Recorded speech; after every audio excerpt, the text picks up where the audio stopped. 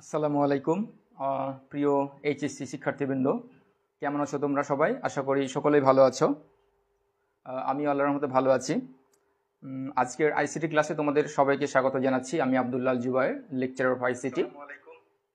প্রিয় এইচএসসি শিক্ষার্থীবৃন্দ, কেমন আছো তোমরা সবাই? আশা করি সকলেই ভালো আছো। তো আজকে যারা আমার ক্লাসে জয়েন করতেছো, তোমরা সবাই আজকের ক্লাসটি প্লিজ শেয়ার করে দাও, ঠিক আছে? কারণ তোমরা পরীক্ষার বিশেষ করে তোমরা যারা 25 ব্যাচে রয়েছো, তোমাদের পরীক্ষার পূর্ব পর্যন্ত তোমরা আজকের ক্লাসটিতে জয়েন করতে পারবে। ওকে, ঠিক আছে। আর যারা আমার ক্লাসটি দেখছো, কাইন্ডলি একটু শেয়ার করো এবং তোমাদের যারা ফ্রেন্ডস রয়েছে তাদেরকে মেনশন করো।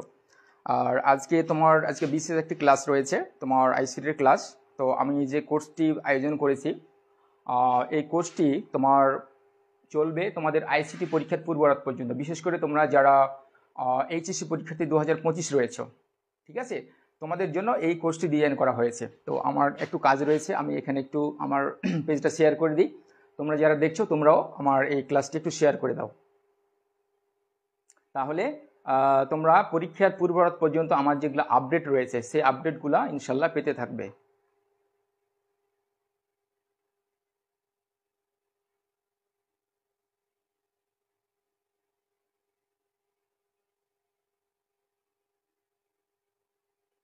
আর যারা যারা দেখছো কাইন্ডলি একটু কমেন্টসে জানাও কারা কারা আমার আজকের ক্লাসটি দেখতেছো তোমরা। আর কারণ আজকের ক্লাসটি একেবারে স্পেশাল হবে, কারণ আমি তোমার যে কোর্সটি শুরু করছি এই কোর্স সম্পর্কে ডিটেলস তোমাদের জানাবো, ঠিক আছে? কোর্সের প্ল্যান জানাবো এবং ক্লাস রুটিন যেগুলো রয়েছে কোর্সের, সেই রুটিনগুলো আমি তোমাদের আজকে জানিয়ে দেবো। তো চলো আমরা সরাসরি আজকে আমাদের এই কোর্স প্ল্যান সম্পর্কে একটু জেনে নেই। হ্যাঁ, তোমরা দেখতে পাচ্ছ এখানে যে তোমার এইচএসসি তথ্য ও যোগাযোগ প্রযুক্তি যে তোমার বই রয়েছে, সেই বইয়ের উপর তোমার আমি আলোচনা করব, ঠিক আছে? তো দেখো এখানে তোমরা যারা এই কোর্সে ভর্তি হবে তাদের জন্য যে সুবিধা রয়েছে, বিশেষ করে 2025 সালের ব্যাচ যারা রয়েছে তাদের জন্য কোর্সটি ডিজাইন করা হয়েছে। আর তোমাদের পরীক্ষা কখন শুরু হচ্ছে? 26শে জুন, একেবারে কাছে রয়েছে। তো অনেকেই বিভিন্ন রকম সমস্যায় রয়েছে, হয়তো অনেক আগে রিভাইজ দিয়েছো, তোমাদের একটু রিভাইজ দেওয়া দরকার, বা অনেকেই পড়ালেখায় গ্যাপ হয়ে গেছে, তো তারাও কিন্তু একটু রিভাইজ তোমাদের দরকার। তো তোমাদের কথা বিবেচনা করেই আমি এই কোর্সটি ডিজাইন করেছি, ঠিক আছে? তো দেখো যারা এখনও রুটিন অনুযায়ী পড়ালেখা করতে পারছো না, ঠিক আছে, তারা আমার তত্ত্বাবধানে আমার সাজানো রুটিনে ও দিক নির্দেশনায় প্রতিদিন আইসিটি সন্ধ্যা 7:30টায় 7:30 ও ইংরেজি দ্বিতীয় রাত 9টায় অনলাইনে পড়ে পড়ালেখায় নিয়মিত হয়ে যেতে পারো, ঠিক আছে?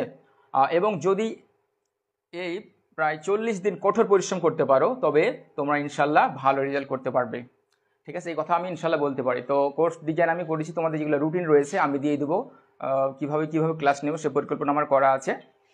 তো চলো এখন আমরা আরেকটু দেখি। তো কোর্স নিচ্ছি আমি পড়ালেখা করছি তোমার পাবনা বিজ্ঞান ও প্রযুক্তি বিশ্ববিদ্যালয় থেকে, সিএসসিতে পড়ালেখা করছি। বর্তমানে আইসিটির লেকচারার হিসেবে আমি জব করতেছি স্থানীয় একটি প্রতিষ্ঠানে। আচ্ছা, ওকে। তো তোমরা যদি এই কোর্সে ভর্তি হও তাহলে কি কি পাইতেছো, ঠিক আছে? এক নজরে তোমরা একটু দেখে নাও। যদি তোমরা আমার এই কোর্সটিতে জয়েন করো তাহলে কি কি পাবে। দেখো 19, 23 এবং 24 সালের এমসিকিউ প্রশ্ন ও উত্তর এর পিডিএফ দেওয়া হবে, ঠিক আছে? তোমরা হয়তো অনেকেই টেস্ট পেপার কিনোনি, টেস্ট পেপার না কেনার কারণে তোমাদের কাছে কিন্তু কোশ্চিনের যে কালেকশন সেই কালেকশনটা তোমাদের আইসিটির নেই। তো আমি তোমাদের কি করব, মোবাইলে পড়ার জন্য, ক্লিয়ারলি পড়ার জন্য আমি তোমাদের সেই পিডিএফটা সরবরাহ করে দেবো, ঠিক আছে? তারপরে দেখো আর কি কি পাবে তোমরা, যে তাছাড়া 23 ও 24 সালের সকল বোর্ডের সিকিউ এর উত্তরপত্রের পিডিএফ দেওয়া হবে। হ্যাঁ, তোমার 23 আর 24 সালের যে উত্তরপত্র রয়েছে, যে টেস্ট পেপার রয়েছে, সেই কপিটা আমি তোমাদের সুন্দর করে যাতে ভালো করে পড়া যায় সেখান থেকে তোমরা নোট করতে পারো, বা আমি যে পড়াগুলো দিব, বোর্ড কোশ্চিনগুলো দিব, তোমরা যাতে সেখান থেকে পড়তে পারো সেই অনুযায়ী আমি তোমাদের সেই পিডিএফটা সরবরাহ করে দেব। আচ্ছা, দেখো প্রতিটি ক্লাস রেকর্ডেড থাকবে। আমি যে আজকের ক্লাসটা নিচ্ছি এটা অবশ্যই রেকর্ডেড থাকবে। এরপরে হয়তো কেউ যদি একটু পরে লেন্থে একটু ভর্তি হও, তবুও তোমরা আমার এই ক্লাসটি করতে পারবে।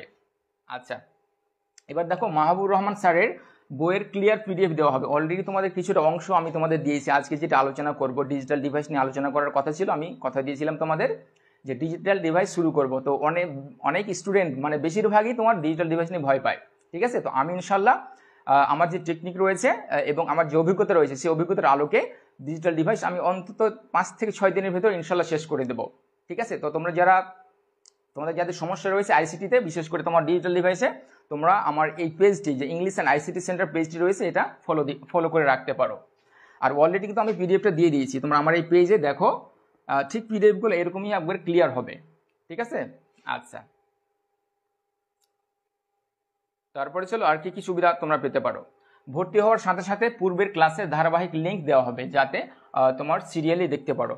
তো আমি তো বললাম যে রেকর্ডেড থাকবে, তো আমি লিঙ্কগুলোকে সুন্দর করে সিরিয়ালি কপি করে রাখবো, ঠিক আছে। যদি তোমরা হয়তো কিছুদিন পরে ভর্তি হও বা যখনই ভর্তি হও ক্লাসগুলো দেখতে থাকো, ঠিক আছে। যদি তোমাদের ভালো লাগে তাহলে অবশ্যই ভর্তি হবে, এবং ভর্তি হওয়ার সাথে সাথে আমি তোমাদের যে লিঙ্কগুলো রয়েছে ক্লাসের ধারাবাহিক লিঙ্কগুলো ইনশাল্লাহ দিয়ে দেবো। আচ্ছা, এবার দেখো কিভাবে পড়ানো হবে। এখন দেখো তোমাদের, আমি ধরে নিলাম যে এখনও 43 দিন সময় রয়েছে, তো আমি ধরলাম 40 দিন সময় রয়েছে। আমি কিন্তু প্রতিদিনই ক্লাস নেব তোমাদের প্রতিদিনই ক্লাস নেব, ঠিক আছে। তো 5 × 8 = 40 মনে করো, তাহলে তোমার অধ্যায় কয়টা রয়েছে? 5টা করে অধ্যায় রয়েছে না?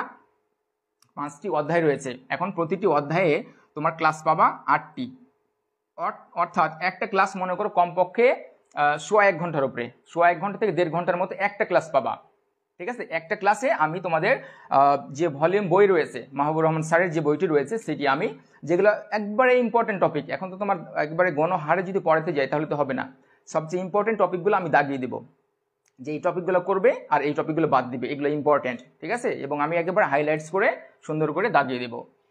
আচ্ছা দেখো, তাহলে কিভাবে, আর 8টি ক্লাস পাচ্ছ তুমি, 8টি ক্লাসের ভেতর কিভাবে তোমার একটা অধ্যায়ে আমি পড়াবো তার সে বিষয়ে একটু বলে নেই। দেখো, যে 3টি ক্লাস বইয়ের গুরুত্বপূর্ণ টপিকগুলো পড়ানো হবে, মানে 3টি ক্লাস আমি নেব প্রায় মনে করো 1.5 ঘন্টা করে, তাহলে তোমার কত হচ্ছে 4.5 ঘন্টা। আমি পুরো বইটা, ঠিক আছে, কোনগুলো তুমি পড়বে আর কোনগুলো বাদ দিবে আমি দাগিয়ে দেবো, এবং যদি কোনো গাণিতিক সমস্যা থাকে সেগুলা তোমার ওই ক্লাসে আমি সুন্দর করে নোট করে দিয়ে দিব তোমাদের।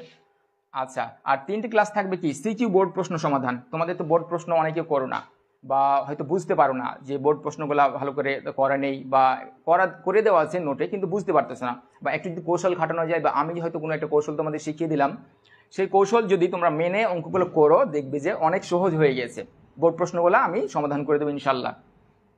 আর তোমরা যদি বুঝতে না পারো আমাকে টেক্সট করবে বা কমেন্টসে অবশ্যই জানাবে, ঠিক আছে, বা গ্রুপে তুমি জানাবে, তাহলে আমি ইনশাল্লাহ সেগুলো সমাধান করে দিয়ে দেবো। তাহলে দেখো 3টে ক্লাস আমি নেব কি, যে তোমার আগে পড়িয়ে নিব বইটা, ঠিক আছে। 1.5 ঘন্টা করে প্রতিদিন ক্লাস হবে, আমি পড়িয়ে নেব।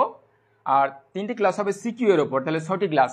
আর থাকলো 2টি ক্লাস হবে তোমার কি 23-24 সালের যে তোমার এমসিকিউ রয়েছে, বোর্ড প্রশ্ন রয়েছে, আমি একবারে সুন্দর করে ধরে ধরে প্রতিটি এমসিকিউ ভালো করে বুঝিয়ে দেবো। তোমরা আমার যে ক্লাসগুলো আছে ইউটিউবে তোমরা আমাকে দেখতে পারো, আমি অনেক ডিটেলসে ক্লাসগুলো নেই, ঠিক আছে, যাতে তোমরা বর্ণ বাই বর্ণ আমি তোমাদের ব্যাখ্যা করে দিই, যাতে তোমরা বুঝতে পারো। আর অফলাইনে যেহেতু ক্লাসগুলো নিয়েছি আমি একবার ডিটেলসে বলেছি এবং দীর্ঘ সময় দিয়ে ক্লাসগুলো নিয়েছি। তোমরা আমার যে পেজ রয়েছে ইংলিশ অ্যান্ড আইসিটি সেন্টার, সেই পেজটা তোমরা ফলো করে দিতে পারো। আর আমার যে তোমার ইউটিউব চ্যানেল রয়েছে যে ইংলিশ অ্যান্ড আইসিটি ল্যাব, যেটা ঠিক আছে, HS English and ICT lab, সেই তোমার ইউটিউব চ্যানেলটিও সাবস্ক্রাইব করে রাখতে পারো। তো এই ছিল আমার তোমার কোর্সের ডিটেলস, ঠিক আছে।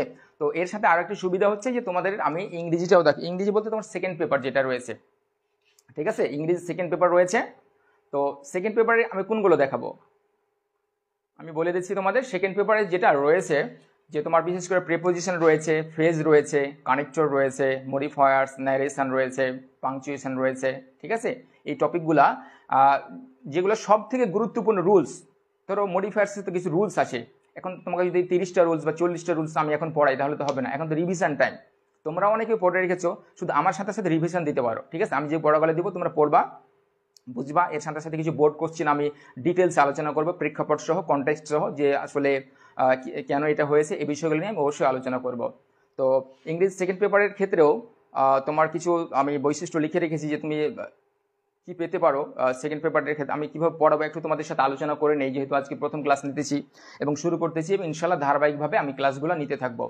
তো তোমাদের যাদের ঘাটতি রয়েছে তোমরা আমার সাথে যোগাযোগ করতে পারো, বিশেষ করে আইসিটি আর ইংরেজির ক্ষেত্রে। আচ্ছা, তো এইটুকু অলরেডি পড়েছো। তো আমার একটি হোয়াটসঅ্যাপ নাম্বার দেওয়া আছে, দেখো 01749333063। আর তোমাদের জন্য কোর্স ফি রাখা হয়েছে অনলি 400 টাকা। এই 400 টাকা আসলে এই ক্ষেত্রে তোমার 2টি সাবজেক্ট পড়বা, কোনো বিষয় না। তাছাড়া 1.5 মাস তোমরা পড়তে পারবা, প্রায় 1.5 মাস বলা যায়। তো যারা মনে করবা যে আমার ক্লাসগুলো দেখতে থাকো, যদি উপকৃত হও তখন তুমি ভর্তি হতে পারো, ঠিক আছে? তার আগে তাহলে ভর্তি হওয়ার দরকার নেই। আচ্ছা, এবার চলে এসো যে ইংরেজি তোমার যে সেকেন্ড পার্টের কথা বললাম আমরা, হ্যাঁ সেকেন্ড পার্টের কথা বললাম। এখানে তোমার ফিল রয়েছে, দেখো fill in the blanks with suitable preposition. আমি আসলে ল্যাপটপ দেখে বলতেছি, তো এই জন্য হয়তো তোমরা বলছো স্যার কোন দিকে তাকিয়ে কথা বলতেছে। আসলে আমার সামনের দিকে একটা ল্যাপটপ রয়েছে, সেটা দেখেও আমি কথা বলতে পারি, আবার বোর্ডের দিকে দেখেও আমি কথা বলতে পারি, ঠিক আছে? তো আমি একটু বড় করে দেই তোমাদের এগুলা, যাতে তোমরা বুঝতে পারো। ওকে, এবার দেখো, ঠিক আছে? আশা করি এখন তোমরা চিনতে পারতেছো একটু বিট।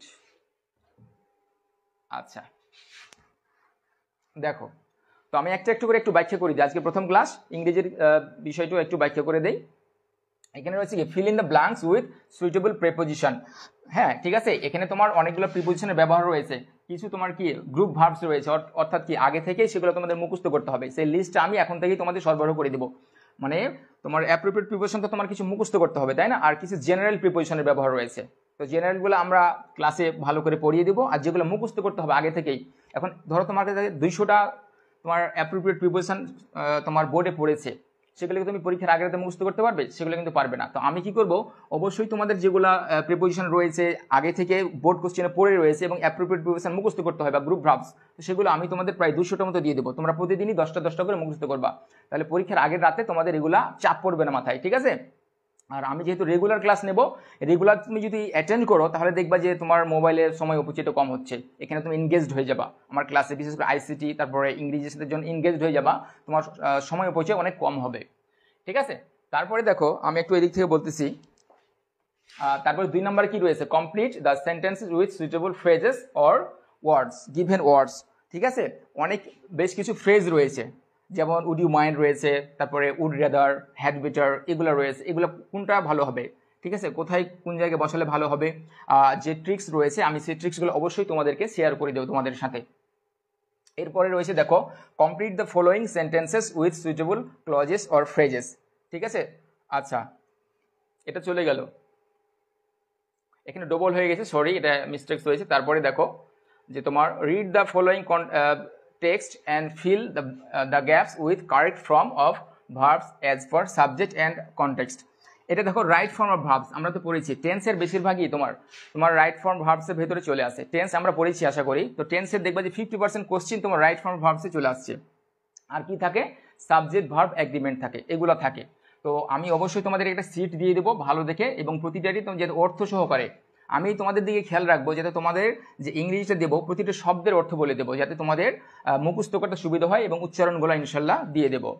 আচ্ছা, তারপরে দেখো narration, change the form narrative style by using indirect speech, ঠিক আছে? এই যে ন্যারেশন চেঞ্জের তোমাদের অবশ্যই আগে কি করতে হবে, যে সেন্টেন্সের অ্যাসার্টিভ সেন্টেন্স বা অ্যাফার্মেটিভ সেন্টেন্স রয়েছে, ইন্টারোগেটিভ সেন্টেন্স রয়েছে, ইম্পারেটিভ সেন্টেন্স রয়েছে, এগুলো ন্যারেশন যদি তুমি না জানো তাহলে প্যাসেজ ন্যারেশন পারবে না। তাহলে আমি তোমাকে কি করব, অবশ্যই সেন্টেন্স যেগুলো ন্যারেশন রয়েছে আগে 5 প্রকারের সেটা ভালো করে শিখিয়ে দেবো।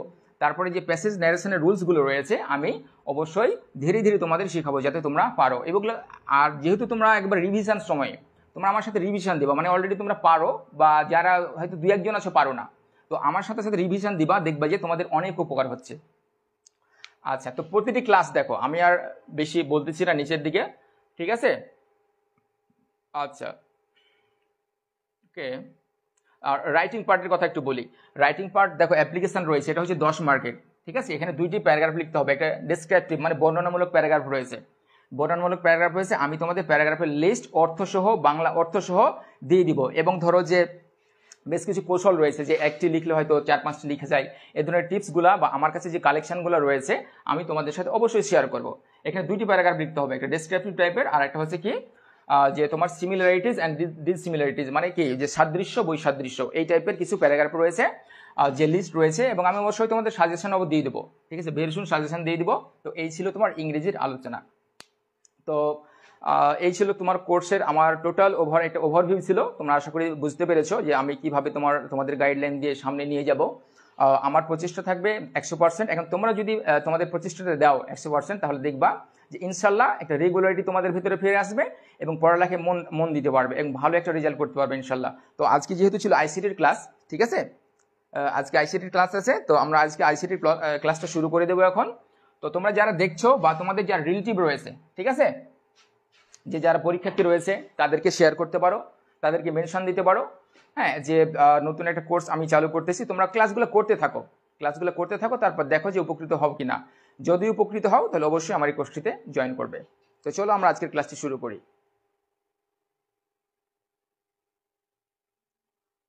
আচ্ছা, তো আমরা যেহেতু আজকে আইসিটি পড়বো, দেখো ডিজিটাল ডিভাইস আমি বলেছিলাম যে অনেক রকম সমস্যা রয়েছে ডিজিটাল ডিভাইস নিয়ে, অনেকে ভয়ে চ্যাপ্টারটা পড়েই না, ঠিক আছে। তো আমি যেগুলো বলবো, যেগুলো পড়াবো, তোমরা একটু নোট করে রাখবে, নোট করে পড়ো, বেশি না 4-5 দিন পড়ো, তারপরে দেখো যে তোমার আইসিটি কেমন লাগে পড়তে, বিশেষ করে তোমার ডিজিটাল ডিভাইসটা পড়তে কেমন লাগে, ঠিক আছে। আচ্ছা, তো আমাদের এই অধ্যায়টা হচ্ছে কি তৃতীয় অধ্যায়, দ্বিতীয় অংশ। এর আগে কিন্তু সংখ্যা পদ্ধতি রয়েছে। আমি অবশ্য অফলাইনে সংখ্যা পদ্ধতির একটা বিশাল তোমার একটা প্লেলিস্ট দিয়েছি ইউটিউবে, তোমরা সেটা ফলো করতে পারো। আর আমি তো সংখ্যা পদ্ধতি আবার দেখাবো, ঠিক আছে। যেহেতু আজকে শুরু করতেছি ডিজিটাল ডিভাইস থেকে, আমি এই ডিজিটাল ডিভাইস শেষ হয়ে গেলে আবার সংখ্যা পদ্ধতি ধরবো, ঠিক আছে। এবার ডিটেলসে আলোচনা করে দেবো এবং বোর্ড কোশ্চেনগুলো সমাধান করে দেবো ইনশাল্লাহ। তো দেখো বুলিয়ান অ্যালজেব্রা, আশা করি এখন আমি একটু ব্যাক সাইডে যাবো যাতে তোমরা ভালো করে লেখাগুলো বুঝতে পারো, দেখতে পারো। আমি আর একটু বড় করে দিচ্ছি।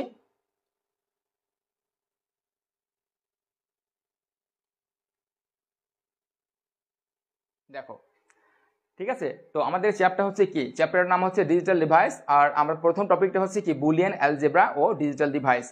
আচ্ছা, বুলিয়ান অ্যালজেব্রা, দেখো আমি যেগুলো পড়াবো বা দাগাবো সেগুলো তোমরা একটু দাগিয়ে নেবা। প্রখ্যাত ইংরেজ গণিতবিদ, দেখো প্রখ্যাত ইংরেজ গণিতবিদ জর্জ বুল 1847 সালে তার প্রকাশিত প্রথম গ্রন্থ the mathematical analysis of logic এ সর্বপ্রথম বুলিয়ান অ্যালজেব্রা নিয়ে আলোচনা করেন, ঠিক আছে। তো বুলিয়ান অ্যালজেব্রার তাহলে কে আবিষ্কারক হচ্ছে কে, জর্জ বুল, এটা এমসিকিউ।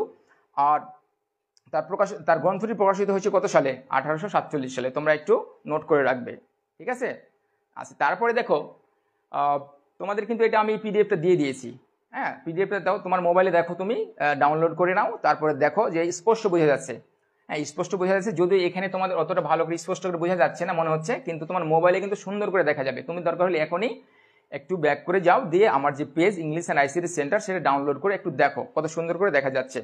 আচ্ছা, তাহলে এখান থেকে নীল কালিতে যেটা লেখা আছে, দেখো যে জর্জ বুল সর্বপ্রথম গণিত যুক্তির মধ্যে সম্পর্ক আবিষ্কার করেন, ঠিক আছে, এবং গণিত যুক্তির ওপর ভিত্তি করে এক ধরনের অ্যালজেব্রা তৈরি করেন যাকে বুলিয়ান অ্যালজেব্রা বলে। তাহলে হচ্ছে কি যে বুলিয়ান অ্যালজেব্রা, দেখো বুলিয়ান অ্যালজেব্রাতে কি রয়েছে, দেখো এখানে গণিত যুক্তির উপস্থিতির সমন্বয় রয়েছে, ঠিক আছে। এখানে গণিত যুক্ত রয়েছে, জেনারেল ম্যাথ যুক্ত আছে, আবার যুক্তিও আছে, মানে সত্য না মিথ্যা এটাও যুক্ত আছে, ঠিক আছে। এটা কিন্তু ইম্পর্টেন্ট টার্ম।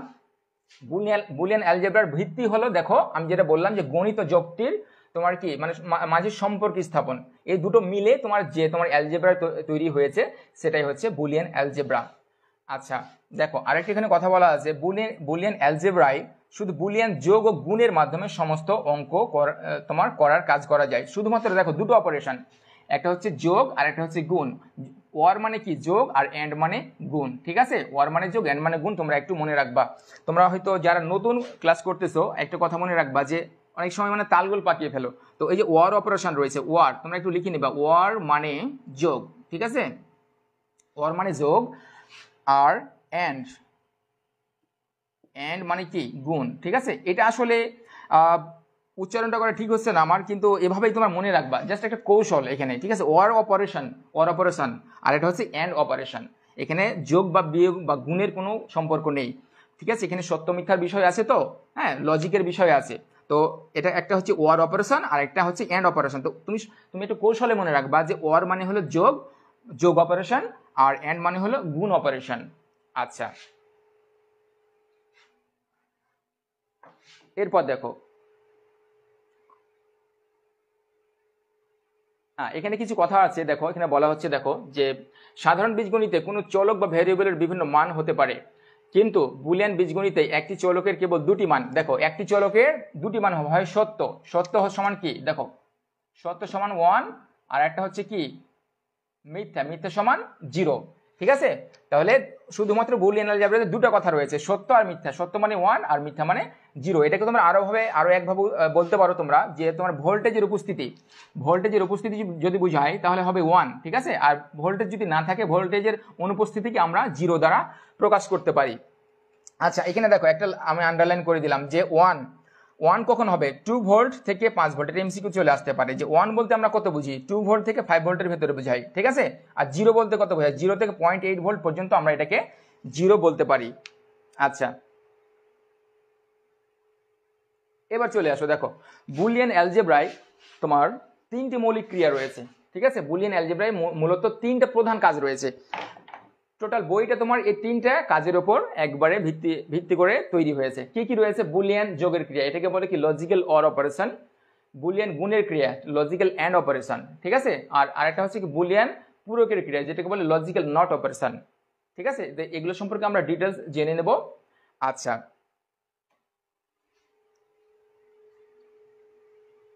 তো এই 3টা কাজ তোমরা অবশ্যই মনে রাখবে, যে 3টা কাজ এখন আমি বললাম তোমাদেরকে।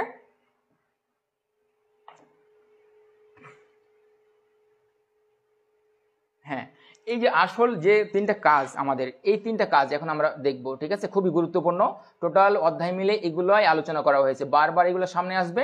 তো আমরা একটু আলোচনা এখানে করে নেব। দেখো এই যে এটা দেখতে পাচ্ছ তোমরা 0 + 0, এটা কি অর অপারেশন, এটাকে বলে অর অপারেশন। হ্যাঁ, যে 0 ওয়ার 0, এখানে তুমি প্লাসও বলতে পারো, 0 ওয়ার 0 = 0, ঠিক আছে। তো অর্থাৎ মিথ্যা প্লাস মিথ্যা মানে কি মিথ্যা হবে, ঠিক আছে। তারপরে 0 + 1 মানে কি, যে মিথ্যা প্লাস সত্য সমান হবে 1। এখন তুমি যদি সরাসরি যোগ করে এখানে বসিয়ে দাও তাহলে না, মানে এখানে যে যুক্তি, মানে জেনারেল ম্যাথে যুক্ত আছে, যুক্তিও যুক্ত আছে, লজিকও এখানে যুক্ত আছে। তাহলে 1 + 0 = 1। আর এখন তুমি বলবা যে 1 + 1 = 1 কি করে হলো, এই যে এখানে এগুলো তোমার জেনারেল ম্যাথের সাথে 3টা পয়েন্ট মিলে গেল, মানে অর অপারেশন মিলে গেল, কিন্তু এখানে এসে মিললো না, ঠিক আছে। এখানে 1 + 1 মানে দুটোই সত্য, দুটো সত্য মানে কি এখানে আমরা সত্য দিতে পারি, ঠিক আছে। আর এখানে যদি একটা সত্য একটা মিথ্যা, মানে এখানে সত্য হবে, এরকম টাইপের, ঠিক আছে। এটা হচ্ছে তোমার অর অপারেশন, তোমাদেরকে এটা অবশ্যই মুখস্থ করে রাখতে হবে, ঠিক আছে, মুখস্থ করে রাখতে হবে এবং বুঝে রাখতে হবে। আচ্ছা, এরপরে চলে এসো, নিচে রয়েছে আরেকটু, যে অ্যান্ড অপারেশন, এটাকে বলে গুণ। অ্যান্ড মানে গুণ, আমি একটু বললাম যে নোট করতে বলেছিলাম, অ্যান্ড মানে গুণ, ঠিক আছে। তো 0 × 0 মানে কি 0 অ্যান্ড 0, অর্থাৎ 0 0 তোমার ইন্টু 1 মানে 0, বুঝতে পেরেছো। এটা কিন্তু জেনারেল ম্যাথের সাথে মিল আছে, এটাও মিল আছে, এটাও মিল আছে, এটাও মিল আছে, ঠিক আছে। অবশ্যই এখানে তোমার সবগুলো মিল আছে। দেখো 1 × 1 সমান কি, জেনারেল ম্যাথে 1ই হয়। তাহলে এই ছিল আমাদের অ্যান্ড অপারেশন, এটাকে বলে অ্যান্ড অপারেশন, এটা হচ্ছে অ্যান্ড অপারেশন। আর এটা কি, ওয়ার অপারেশন, ঠিক আছে। মনে রাখতে হবে, এটা একবারে তোমাদের মাথায় রাখতে হবে। তো আমি যেহেতু অঙ্ক করাবো, মানে সরলীকরণ রয়েছে, অনেক বিষয় রয়েছে, তো তোমাদের এই আইডিয়াটা রাখতে হবে, এটা মনে রাখো তোমরা। এটা হচ্ছে অ্যান্ড অপারেশন, ওয়ার অপারেশন, ওকে। এবার চলো,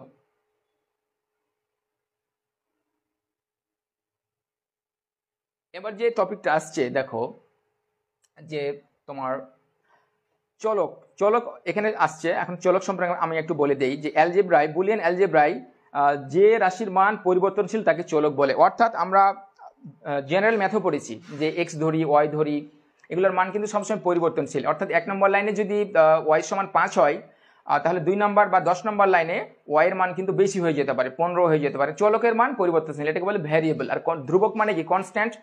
তো বুলিয়ান অ্যালজেব্রায় কনস্ট্যান্ট কিন্তু দুটা, ঠিক আছে। দুটা বলতে তোমার কি, দেখো যে এ সমান হয়তো 0 হবে, আর এ সমান কনস্ট্যান্ট বলতে 1 হবে, যে কোনো দুটো হবে, ঠিক আছে। বুলিয়ান অ্যালজেব্রায় কনস্ট্যান্ট তোমার দুইটি, আশা করি এটা তোমরা নোট করে রাখবে। এরপর চলে এসো বুলিয়ান পূরক, ওকে। বুলিয়ান পূরক সম্পর্কে আমরা দেখব। পূরক মানে কি, তোমার বিপরীত। পূরক মানে অবশ্যই বিপরীত হবে। দেখো বুলিয়ান পূরক বলতে কি বোঝায়, বুলিয়ান অ্যালজেব্রা চলকের দুটি সম্ভাব্যমান 0 ও 1 কে একটির অপরটির পূরক বলে। অর্থাৎ 0 কে 1 এর পূরক বলে, আবার 1 কে 0 এর পূরক বলে। অর্থাৎ তোমার যদি এরকম থাকে, এটাকে বলে নট বা পূরক, ঠিক আছে। এটাকে আর প্রকাশ করা হয়, এটাকে বলে এ নট, পড়া হয় এ নট, বুঝতে পেরেছো। আচ্ছা, এখন যদি এটার কাজ কি, এখন যদি তোমাকে ধরো বলা হয় যে 0 এর উপর একটা নট দিলা, তাহলে মানে পূরক করলা। পূরক মানে কি, বিপরীত। 0 থাকলে কি হবে, 1 হয়ে যাবে। আবার যদি মনে করো যে 1 আছে, 1 এর উপরে একটা নট আছে, তাহলে এখানে কি হবে, জিরো হয়ে যাবে, মানে বিপরীতকরণ। বিপরীতকরণ, পূরক মানে বিপরীতকরণ, হয় জিরো হবে, জিরো থাকলে ওয়ান হবে, আর ওয়ান থাকলে জিরো হবে। ঠিক আছে, আমি কিন্তু তোমাদের একবারে প্রথম থেকে বেসিক থেকে পড়াইতেছি, বুঝতে পেরেছো? তো তোমরা যারা মানে শুরুই করিনি আইসিটি, তারা যদি আমার এই ক্লাসগুলো ফলো করো, দেখবা যে তোমরা অল্প দিনের ভেতরে বুলিয়ান অ্যালজেব্রার যে ডিজিটাল ডিভাইস রয়েছে একেবারে এক্সপার্ট হয়ে যাবে ইনশাল্লাহ, আমি কথা দিচ্ছি। কিন্তু একটু পড়ো, আমি যেভাবে ডিরেকশনটা দিতেছি তোমরা যদি পড়ো দেখবা যে অনেক ভালো করবে। আচ্ছা দেখো, এখানে একটা টপিক রয়েছে যে বুলিয়ান অ্যালজেব্রা আমাদের কেন পড়তে হবে। তোমরা পিডিএফ থেকে একটু দেখে নিবা ভালো করে, এখানে হয়তো ভালো করে বোঝা যাচ্ছে না। ঠিক আছে, তো আমি একটু বলে দিচ্ছি, আমার ওখানে কিন্তু দাগানো আছে, যে যে লাইনগুলো দাগানো আছে সেই লাইনগুলো তোমরা একটু পড়ে নিবা। ঠিক আছে, আমি কয়েকটা লাইন এখান থেকে পড়ে তোমাদের শোনাচ্ছি। দেখো, যে আধুনিক কম্পিউটার হলো একটি বৈদ্যুতিক যন্ত্র যা শুধুমাত্র বৈদ্যুতিক উপস্থিতি ও অনুপস্থিতি ছাড়া অন্য কিছু তোমার মানে বুঝে না। ঠিক আছে, তো গণনা ও যৌক্তিক ক্রিয়াকলাপ করতে সক্ষম। আচ্ছা আমি আর একটু বলতেছি, দাঁড়াও। দেখো এখান থেকে বলতেছি যে ওয়ান দিয়ে বিদ্যুতের উপস্থিতি, বুঝতে পেরেছো? যে আমি এখানে দেখাচ্ছি, দাঁড়াও, এই যে এখান থেকে বলতেছি, দেখো ওয়ান ও জিরো এ রূপান্তরিত হয়ে কম্পিউটারে তোমার, এখানে একটু এটা বাম দিকে চলে আসছে তো এই জন্য বোঝা যাচ্ছে না। যাই হোক, যেগুলো তোমার আমি যেখানে লাইন আন্ডারলাইন করে রেখেছি তোমরা এই টপিকগুলো এখান থেকে একটু দেখে নেবা, এবং খুব সহজ করে লেখা আছে, এখানে বোঝানোর সেরকম কিছু নেই, বুঝতে পেরেছো? আচ্ছা, তবে বুলিয়ান অ্যালজেব্রা কেন জানতে হবে, বা তোমার কম্পিউটারে কেন বুলিয়ান অ্যালজেব্রা ব্যবহার করা হয়েছে, বুলিয়ান অ্যালজেব্রার গুরুত্বটা কি, তোমরা এই টপিক থেকে একটু দেখে নেবা। এটা কিন্তু একটু ইম্পর্টেন্ট, হয়তো 2 মার্কের প্রশ্ন চলে আসতে পারে যে বুলিয়ান অ্যালজেব্রার গুরুত্ব কি, বা বুলিয়ান অ্যালজেব্রার ভূমিকা কি কম্পিউটার যে অপারেশন রয়েছে। ঠিক আছে, কম্পিউটার সিস্টেমে বুলিয়ান অ্যালজেব্রার ভূমিকা কি, বা জিরো বা ওয়ানের ভূমিকা কি। ঠিক আছে, এই টপিকটা কিন্তু এখানে সুন্দর করে দেওয়া আছে, তোমরা এখান থেকে দেখে নিবা, একটু রিডিং করে নিবা। আচ্ছা, এখন দেখো এখানে রয়েছে কি যে ডুয়ালিটি প্রিন্সিপাল, আমি একটু তোমাদের দেখাচ্ছি এখানে যে কি আছে, যে দ্বৈত নীতি বা ডুয়ালিটি প্রিন্সিপাল, এটা তোমরা দেখবা। আচ্ছা আমি একটু তোমাদের বলছি, এই যে দেখো, বুলিয়ান অ্যালজেব্রায় ব্যবহৃত সকল উপপাদ্য যে দুটি নিয়ম মেনে একটি বৈধ সমীকরণ থেকে অপর একটি বৈধ সমীকরণ তোমার নির্ণয় করা যায় তাকে কি বলে, তাকে বুলিয়ান দ্বৈত নীতি বলে। অর্থাৎ আমি তোমাকে দেখাচ্ছি, পরের উদাহরণে গিয়ে দেখাচ্ছি, এই যে এখানে সুন্দর করে দেওয়া আছে। ঠিক আছে, আচ্ছা দেখো,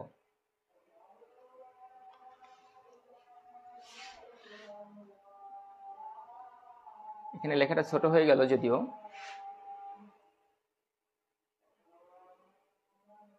আচ্ছা দেখো, এখানে বলছি এন্ড এবং অর অপারেশনের সাথে সম্পর্কযুক্ত সকল উপপাদ্য দ্বৈত নীতি মেনে চলে।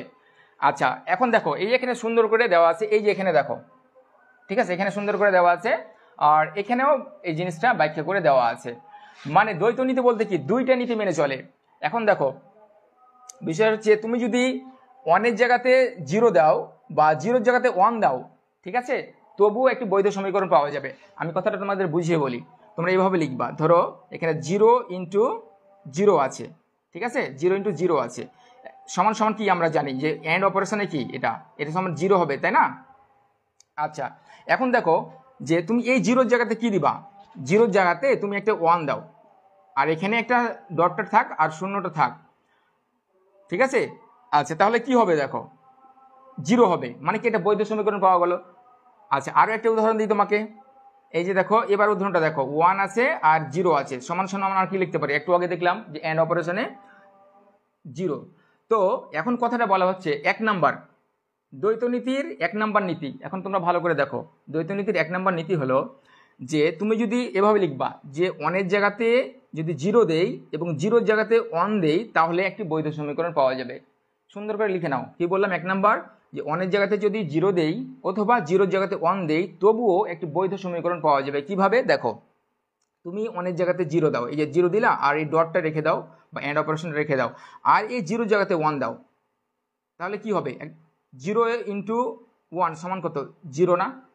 এই যে দেখো, তাহলে আমি যে সংজ্ঞাটা তোমাদের বলে দিলাম যে যদি 0 এর জায়গাতে 1 দিই এবং 1 এর জায়গাতে 0 দিই, তবু একটি বৈধ সমীকরণ পাওয়া যাবে। আর উদাহরণ হিসেবে এটা দিবা, তাহলে একটা পয়েন্ট গেল, দ্বৈত নীতির একটা নীতি গেল, ঠিক আছে। আচ্ছা এবার আরো একটা তোমার সম্পর্ক রয়েছে, সেটা আমরা তোমাকে দেখাচ্ছি, এটা সম্পর্ক আগের পেজে ছিল। আচ্ছা আচ্ছা, এখানে দেখো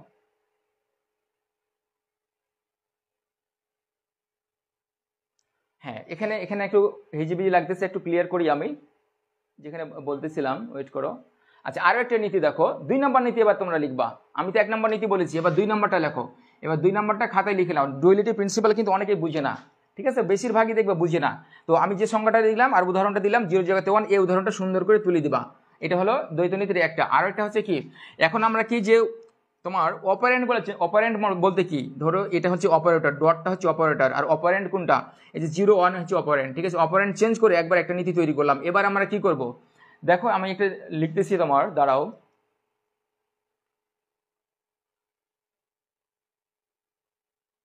আচ্ছা, কিছু মৌলিক উপপাদ্য রয়েছে, ঠিক আছে, কিছু মৌলিক উপপাদ্য রয়েছে, আমি তোমাদের দেখাইতেছি। এই যে এখানে ধরো যে a.0 ইজিক্যাল টু 1, আর তোমার কি a.1 ইজিক্যাল টু a।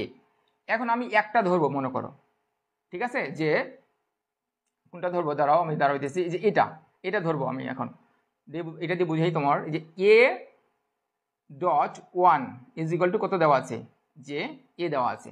আচ্ছা, ভালো কথা। এখন তুমি কি দ্বৈত নীতির আরেকটা বলবো, যে আমরা যদি এই ডটটা চেঞ্জ করি, অর্থাৎ a+1 সমান সমান কত হবে, 1 হবে। আচ্ছা, এটা কিভাবে হলো আমি তোমাকে দেখাই। এই যে এখানে দেখো, তোমরা এদিকে লক্ষ্য করো, এটা কিন্তু বুঝতেই হবে, ঠিক আছে, এটা কিন্তু তোমাদের না বুঝলে হবে না। এই যে দেখো এখানে লেখা আছে মৌলিক উপপাদ্য, মৌলিক উপপাদ্য, ঠিক আছে, লজিক্যাল অর অপারেশনের ক্ষেত্রে মৌলিক উপপাদ্য এগুলা। তো এখানে কি দেওয়া আছে দেখো, যে a+1 সমান সমান কত, 1 দেওয়া আছে কিনা, ঠিক আছে, এখানে 1 দেওয়া আছে। আর এখানে কি দেওয়া আছে খেয়াল করো, a+0 সমান সমান a।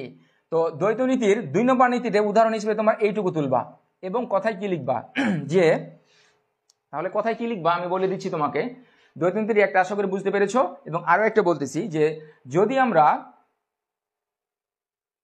সরি, এখানে যোগের ক্ষেত্রে আমি বলতেছি, এটা না, এই যে a+1 ইজিক্যাল টু আমরা কি দিতে পারি, যে 1 দিতে পারি। তো এটা একটা সমীকরণ। তো আমরা যদি কি করি, যে এখানে প্লাসের জায়গাতে কি দিব, তোমার মানে ওয়ার অপারেশনের জায়গাতে এন্ড অপারেশন করব, ঠিক আছে, তবুও কিন্তু একটা বৈধ সমীকরণ আমরা পাবো। আমাদের উদ্দেশ্য হলো যে বৈধ সমীকরণ পাচ্ছি কিনা। এখন দেখো a×1 সমান সমান a, তুমি খেয়াল করো যে a×1 সমান সমান a, এটা কিন্তু লজিক্যাল এন্ড অপারেশন, ঠিক আছে। আর a+1 ইজিক্যাল টু 1 এটা কিন্তু লজিক্যাল ওয়ার অপারেশন, বুঝতে পেরেছো। তো দ্বৈত নীতিতে তুমি লিখবা, যদি আমরা এন্ডের পরিবর্তে, না সরি, ওয়ারের পরিবর্তে এন্ড এবং এন্ডের পরিবর্তে ওয়ার বসাই, তবুও একটি বৈধ সমীকরণ পাবো। আমি তো এখানে বুঝিয়ে দিলাম তোমাকে, যে এখন তোমরা এখন লিখবা, সংখ্যাটা লিখো এভাবে, যে ওয়ারের পরিবর্তে এন্ড এবং এন্ডের পরিবর্তে ওয়ার যদি করি, তবুও আমরা বৈধ সমীকরণ পাবো, বুঝতে পেরেছো। তোমরা সংখ্যাটা আবার আমি রিপিট করতেছি, যে ওয়ারের পরিবর্তে এন্ড এবং এন্ডের পরিবর্তে যদি ওয়ার দিই, তবুও একটি বৈধ সমীকরণ পাবো। এটা হচ্ছে তোমার দ্বৈত দ্বিতীয় নীতি। আর উদাহরণ হিসেবে তোমরা এখানে দিয়ে দেবা। আর বুঝালাম কি, যে দেখো তুমি a+1 বা a+1 ইজিক্যাল টু 1। তো এখন তুমি কি করবা, এই যে এটা চেঞ্জ করে দাও, এই অপারেটরটা চেঞ্জ করে দাও। চেঞ্জ করলে কি এটা বৈধ সমীকরণ আমরা পাচ্ছি না, পাচ্ছি। দেখো a×1 ইজিক্যাল টু 1। দেখো তাহলে আমরা যেটা ওয়ারের পরিবর্তে যখন এন্ড করলাম, তবুও একটি হবে, বুঝতে পেরেছি। আবার দেখো a+a ইজিক্যাল টু a, আর a.a ইজিক্যাল টু a, দুটো মানে এটা কিন্তু একই, এই দুটো সূত্রর উত্তর একই। মধ্যখানে প্লাস থাকলেও এ, মধ্যখানে গুণ থাকলেও এ। এই যে টপিকগুলা, এগুলা মানে তোমার একটু কৌশলে মনে রাখতে হবে, বুঝতে পেরেছো। তাহলে দেখবা যে তোমাদের অঙ্কগুলো অনেক সহজ হয়ে গিয়েছে। ওকে, তাহলে আমরা কি মৌলিক উপপাদ্য লজিক্যাল ওয়ার শিখলাম, আর কি শিখলাম, লজিক্যাল এন্ড। দুটো অপারেশন আমি তোমাদের সুন্দর করে ব্যাখ্যা করেছি। যদি সমস্যা হয়ে পড়ো, তাহলে আর একটু পিছনে গিয়ে একটু দেখে নিবা। আচ্ছা,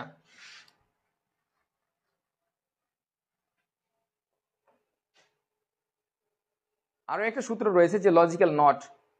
লজিক্যাল নট মানে কি, লজিক্যাল নট দেখো,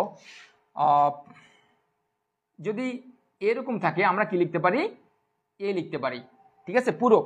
এটা হচ্ছে দ্বৈত পূরক, মানে দুইবার পূরক করলে একটা সংখ্যাকে যদি দুইবার পূরক করি, তাহলে ওইটাই পাওয়া যায়। আচ্ছা, কেন এরকম হলো, তাহলে দেখো, মনে করো যে 0-র ওপর তুমি প্রথমে ধরো a সমান 0, a সমান সমান তুমি 0 ধরো, ঠিক আছে। তো a কে তুমি একবার পূরক করলা, তাহলে কত হলো, 0 থেকে 1 হয়ে গেল, ঠিক আছে, 1 হয়ে গেল। একে যদি আবার তুমি পূরক করো, আবার পূরক করলে কি 1 আবার 0 হয়ে যাবে না, 0 হয়ে যাবে না।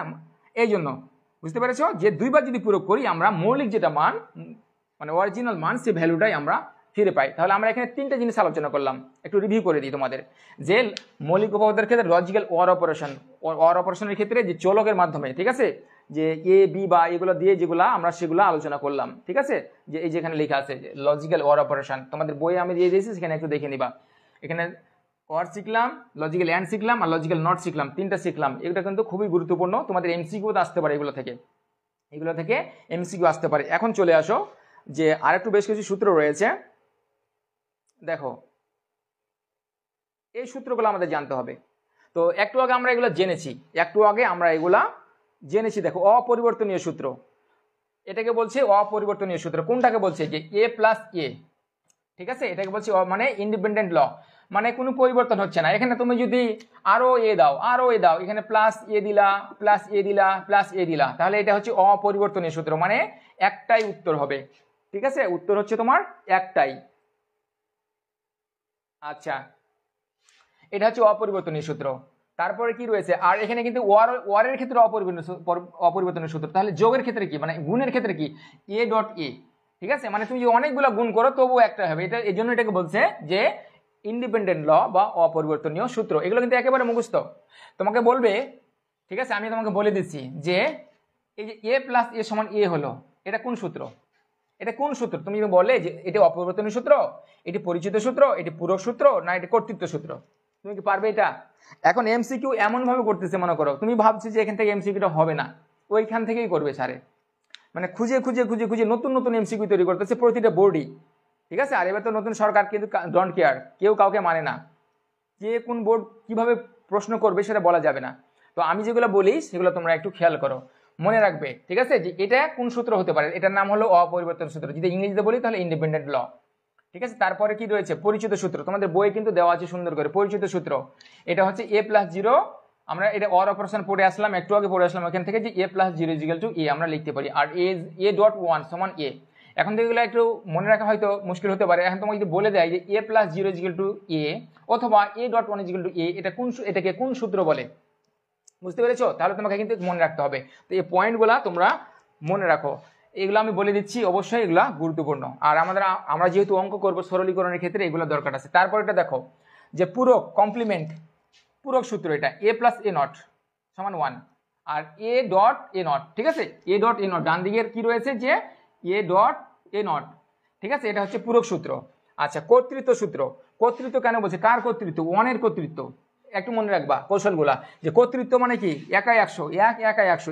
এই এর সাথে দেখো তুমি যদি মনে করো যে এ বি প্লাস 1 সমান সমান কত? 1, কার কর্তৃত্ব খাটলো? 1 এর কর্তৃত্ব। এই কথাটা মনে রাখবা, ঠিক আছে, কর্তৃত্ব সূত্র। এখানে যে এ ডট জিরো, এটাও কিন্তু সরি, এই যে এ ডট জিরো সমান কত? 0, মানে জিরোর কর্তৃত্ব এখানে কাটতেছে, মানে 0 দিয়ে যদি গুণ করো তাহলে কি হচ্ছে? 0 পাবো না আমরা, বা গুণ অপারেশন করলে আমরা 0 পাই। এই জন্য এটা হচ্ছে তোমার কি? কর্তৃত্ব সূত্র। কর্তৃত্ব সূত্র কি? ডোমিনেশন ল, এর ইংরেজি হচ্ছে কি? ডোমিনেশন ল। আচ্ছা, তারপরে দেখো আর কি কি সূত্র রয়েছে। সবচেয়ে গুরুত্বপূর্ণ সূত্র কিন্তু এখন আমি বলিনি, তোমাদের জন্য সবচেয়ে গুরুত্বপূর্ণ সূত্র রয়েছে এখানে, ঠিক আছে। আচ্ছা, বিনিময় সূত্র, দেখো বিনিময় সূত্র আমি একটু বলি।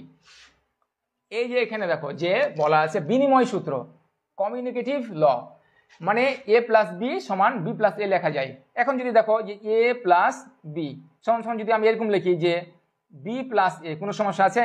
কোনো সমস্যা নাই, ঠিক আছে, মানে এটা সমান এটা লিখতে পারি। এটা বিনিময়, মানে এ জায়গাতে বি, বি এর জায়গাতে এ, এটা হচ্ছে বিনিময় সূত্র। এভাবে মনে রাখবা, এ জায়গাতে বি দিলাম, বি এর জায়গাতে এ দিলাম, দিয়ে বিনিময় করলাম, কোনো পরিবর্তন নেই। তারপরে দেখো অনুষঙ্গ সূত্র বা ব্র্যাকেট, আমি এখানে একটা মানে তোমার ক্লু রেখেছি যে ব্র্যাকেটের পরিবর্তন। অনুষঙ্গ সূত্র মানে ব্র্যাকেটের পরিবর্তন, তোমরা এভাবে মনে রাখবা। আমি কিন্তু কৌশল করে কি রেখেছি দেখেন, এগুলো আমি লিখে রেখেছি, এগুলা ঠিক আছে, আমি লিখে রেখেছি যাতে আমার এগুলো মনে থাকে। যে ব্র্যাকেট অনুষঙ্গ সূত্র বা অ্যাসোসিয়েটিভ ল মানে কি? ব্র্যাকেটের পরিবর্তন। ব্র্যাকেটের পরিবর্তন মানে কি? ঘটনাটা কি দেখো, আমি বুঝাই যে A plus B plus C এটা আছে মনে করো, তো এটা সমান আমরা কি লিখতে পারি? যে ব্র্যাকেটটা পরিবর্তন করে দেবো, এখানে ব্র্যাকেট আছে তো ব্র্যাকেটটা এই দুটো দিয়ে দিব, যে A plus B plus C.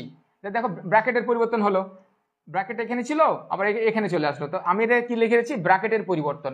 ব্র্যাকেটের পরিবর্তন হবে কিন্তু মানের কোনো পরিবর্তন হবে না, এটা হচ্ছে অনুষঙ্গ সূত্র, ঠিক আছে।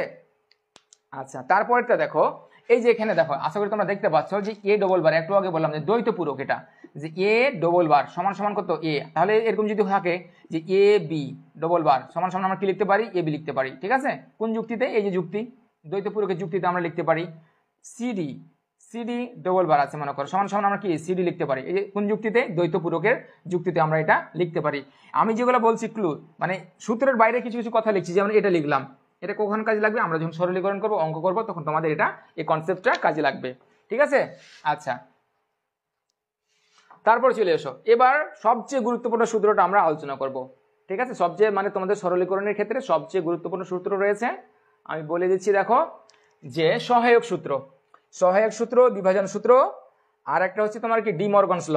বুঝতে পেরেছো, সহায়ক সূত্র, বিভাজন সূত্র, আর একটা হচ্ছে ডি মর্গানস ল। এটা আমি বুঝিয়ে দিচ্ছি তোমাকে, তোমরা বুঝতে পারবে, পার্থক্যটা করে ফেলতে পারবে কোনটা সহায়ক সূত্র আর কোনটা বিভাজন সূত্র।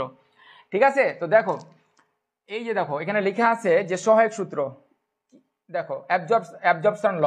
ঠিক আছে, মানে সহায়ক সূত্র, এই যে এই দুটা, এটা হলো 1 নাম্বার আর এটা হলো 2 নাম্বার।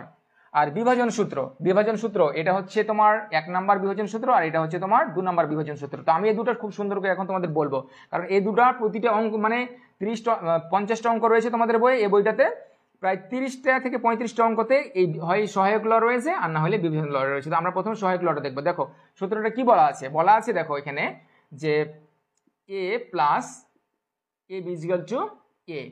ঠিক আছে, A plus A B equal to A. তো এখন তুমি সহায়ক, সহায়ক তাহলে এখানে কয়টা চলক আছে বলো তো, বাম দিকে কয়টা চলক আছে, মানে আমরা বলি না যে A plus B whole square সমান কত, A square plus 2ac plus B square, ওই রকম এটা হলো বাম পক্ষ আর এটা হলো ডান পক্ষ, মানে এটা সমান এটা লেখা যায়। তুমি যখন কোনো অঙ্কে এটা পেয়ে যাবা সরলীকরণে অঙ্কে, তখন এটা লিখে দিবা, মানে কি অঙ্কটা ছোট হয়ে গেল। সরলীকরণ মানে কি, আমাদের অঙ্কগুলো ছোট করা, যত ছোট করতে পারবো। তো এত বড় জিনিস থেকে যদি আমরা এত বড় জিনিস পাই, এত ছোট জিনিস পাই, তাহলে কেন নিব না।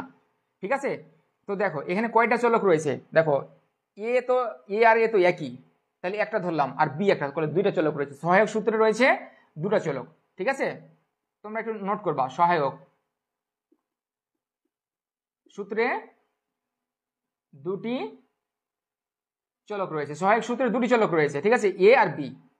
ঠিক আছে, আচ্ছা তো এটা হলো 1 নম্বর সূত্র, সহায়ক 1 নম্বর সূত্র। 2 নম্বর সূত্রটা কি, দেখো যে তোমার এ ইন্টু এ প্লাস বি সমান সমান এ।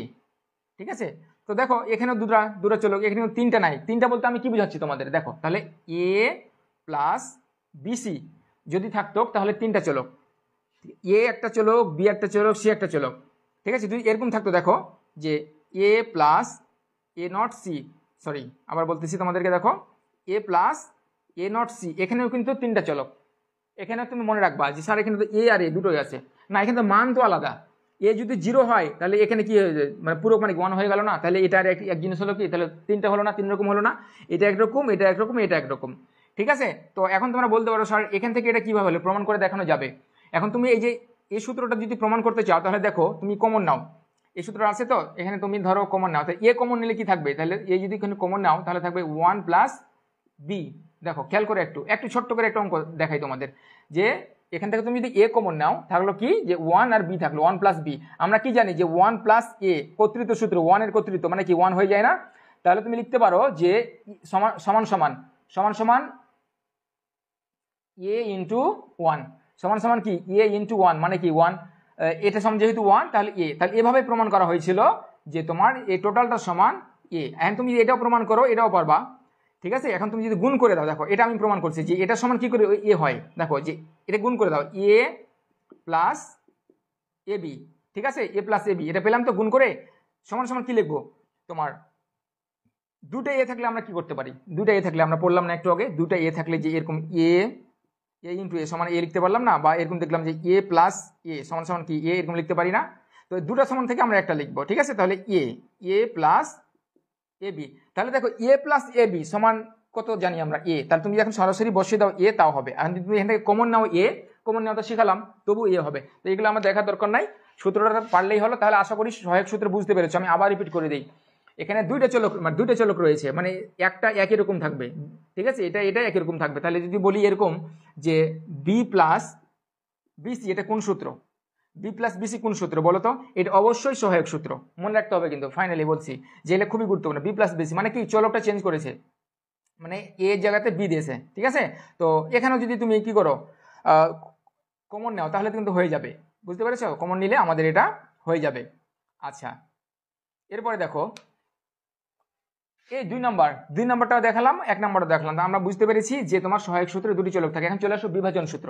বিভাজন সূত্র এই যে এখানে দেখো A B, A into B plus C, আমি নিয়ে আসছি দেখো এখানে যে এ ইন্টু বি প্লাস সি সমান সমান কি লেখা যায়, গুণ করে দাও খালি, যে এ বি প্লাস এসি, এটা তোমার কি বিভাজন সূত্র, ঠিক আছে। তাহলে কয়টা চলক আছে এখানে দেখো তো, তোমার চলক রয়েছে তিনটা, এ বি সি, ঠিক আছে। এটা একটু মুখস্থ রাখতে হবে।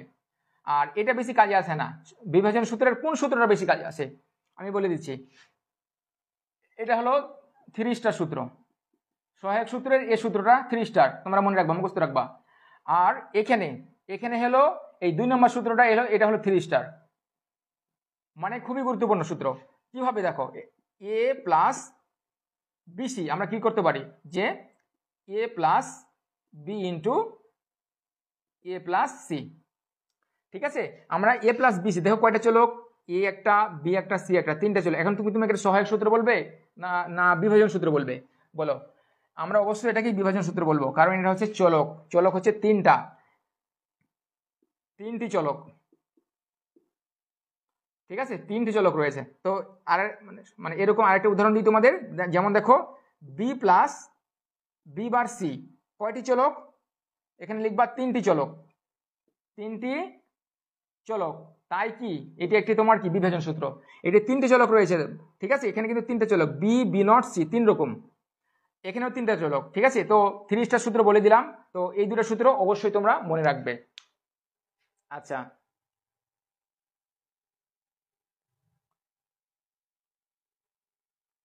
এই চলে গেল আমাদের কি, যে তোমার মৌলিক উপপাদ্যগুলো ছিল, ঠিক আছে, মৌলিক উপপাদ্যগুলো আমাদের আলোচনা হয়ে গেল। তো আমি আজকে আলোচনা আর খুব একটা দীর্ঘায়িত করব না, মানে ডিটেলস বোঝাতে গিয়ে বা কোনগুলা তোমরা পড়বে আর কোনগুলা পড়বে না, এটা বোঝাতে গিয়ে তোমার একটা লম্বা সময় চলে গেল।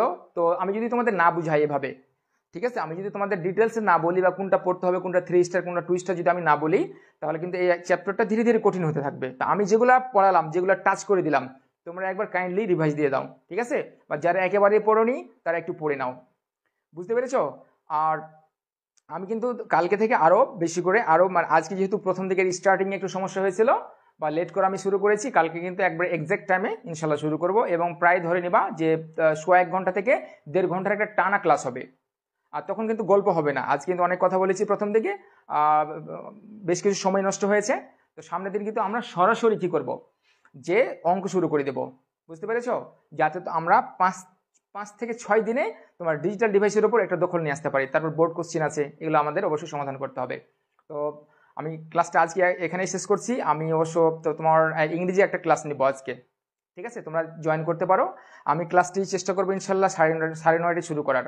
আর প্রারম্ভিক ক্লাস তো এটি, এই জন্য এই ক্লাসটি, আজকের ক্লাসটি খুব একটা দীর্ঘায়িত করবো না, ইংরেজি ক্লাসটি আধা ঘন্টার একটা ক্লাস নেব, জাস্ট একটু পরিচিতি পড়বো, ঠিক আছে। তো তোমরা যারা দেখতেছো আজকের ক্লাসটি, বা তোমাদের যারা রিলেটিভস রয়েছে, যাদের ফ্রেন্ডস রয়েছে, অবশ্যই তোমরা আজকের ক্লাসটি শেয়ার করে দিবে, কারণ আজকে আমি যে পড়াটা শুরু করলাম, এই পড়াটা তোমাদের 40 দিন কন্টিনিউয়াসলি চলবে, ঠিক আছে।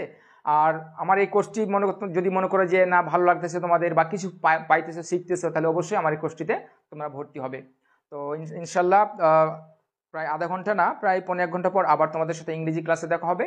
আমি সেখানে রাইট ফর্ম অফ ভার্বস নিয়ে আলোচনা করব, আমি একটা বোর্ড নিয়ে আলোচনা করব, ঠিক আছে। এবং আমরা চিন্তা ভাবনা করবো যে কীভাবে আরও ভালো করা যায়, এবং কনটেক্সটটা চিন্তা ভাবনা করবো, যে আমার যে প্যাসেজটা থাকবে রাইট ফর্ম অফ ভার্বসের, সের আঙ্গিক আলোচনা করব, এবং অনেক তথ্যবহুল আলোচনা হবে, ঠিক আছে। এবং আমি বেশ কিছু রুলসও তোমাদের দিয়ে দেবো, একবার ইম্পর্টেন্ট রুলসগুলো দিয়ে দেবো এবং পড়বো। এই যে দেখো, একটা রেগুলারিটির ভিত্তি তুমি যদি চলে আসো, তাহলে তোমার সময় অপচয়টা খুব কম হবে, ঠিক আছে।